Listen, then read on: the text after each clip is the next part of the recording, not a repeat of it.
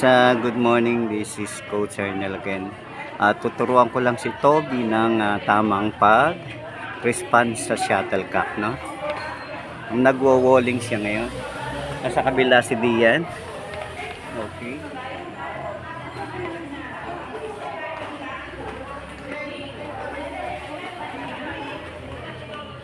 Guys, medyo mahingay dito. Okay, Toby, listen to me.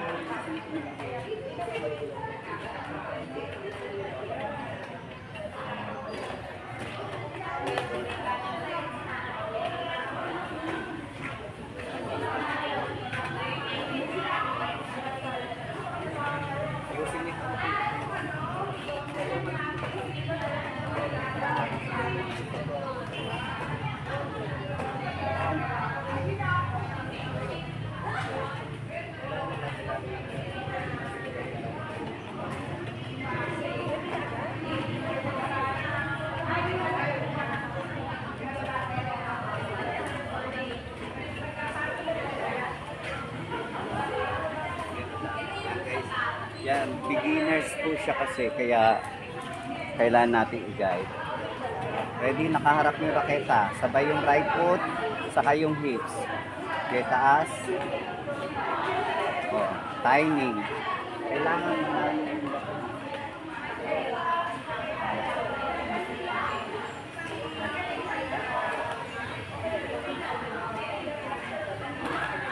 kanino to?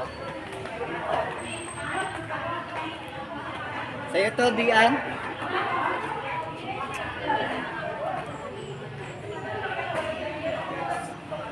Sige, Tobs, go.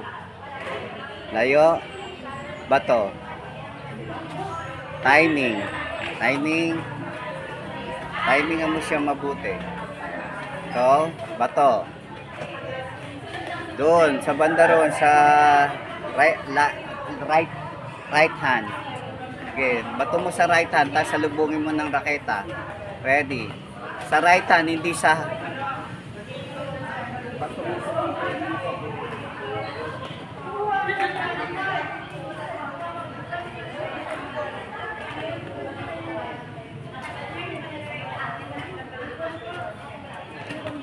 sige, go. Sige. Oh, wag mo na ibalik muna, Toby. Pulot-pulot ka lang muna hanggang dumiretso, Daliri mo, ha. Go.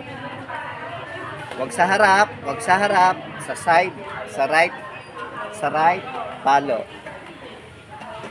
Oh, baka pumunta sa bubong, walang akit doon. Lapit ka doon.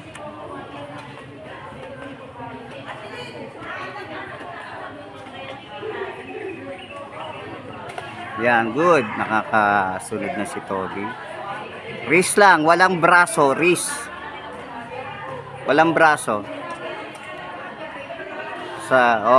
Mali yung bato, ha. Dapat nasa right, sa right. Oh.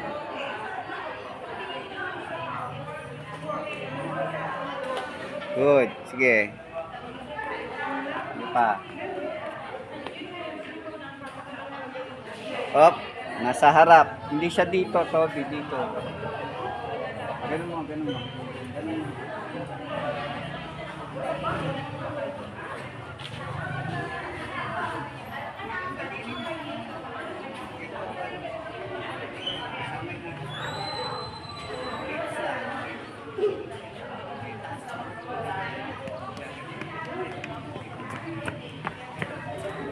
Bago raketa.